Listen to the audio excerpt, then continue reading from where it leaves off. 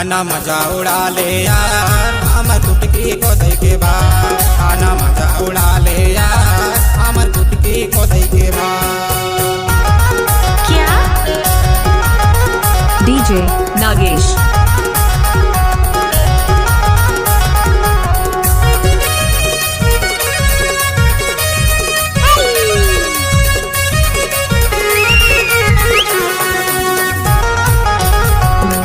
लचाज है न वो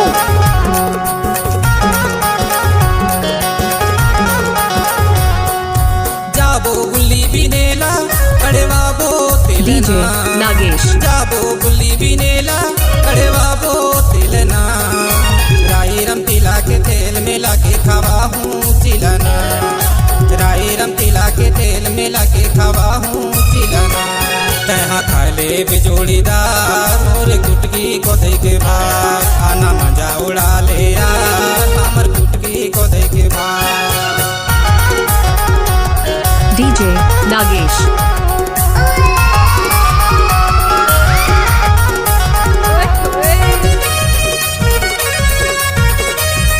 लचाज है न वो